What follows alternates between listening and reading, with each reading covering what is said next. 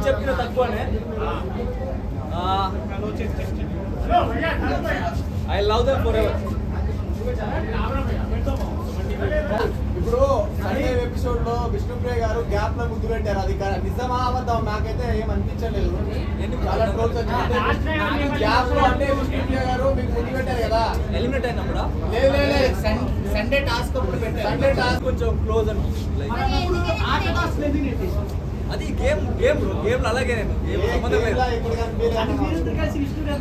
Vishnu front లో ఉంది కదా bro. అంటే ఆ రైలు ఉంది కదా, ఆటోలు ఉంటది కదా, అక్కడ వెళ్ళి పుష్ చేసే అది గేమ్ అలాగే. ఎవరైనా ఒక్కరే విన్ అవుతారు కదా. అంటే విష్ణుప్రియ ఆటో గేమ్ లో అది అలా కనిపించలేదు మాకు. ఏదో సరదాగా అలా కిందికి దిగేసింది, ఏదో యాక్టింగ్ చేస్తున్నట్టు అనిపించింది నాకైతే. అదే నేను కింద స్లోగా పెట్టాను కింద. అంటే అంత ప్రేమతో పెట్టారు తెలిసిన మాకైతే. విష్ణు వచ్చి మనం ఫ్రెండ్స్ లాగా ఉందాము అని లాస్ట్ లో అంది కదా, సో దేనికి అనుకున్నారు మీరు? ఎందుకు సడన్ గా వచ్చి ఇట్లా చెప్పింది అనుకున్నారు? అది శ్రీముఖి వచ్చి కొంచెం ఇట్లా విష్ణు ఫ్రెండ్ శ్రీముఖి వచ్చి కొంచెం క్లాస్ తీసుకుంది, ఎందుకు వెనక వెళ్తున్నావు వద్దు అన్న కూడా.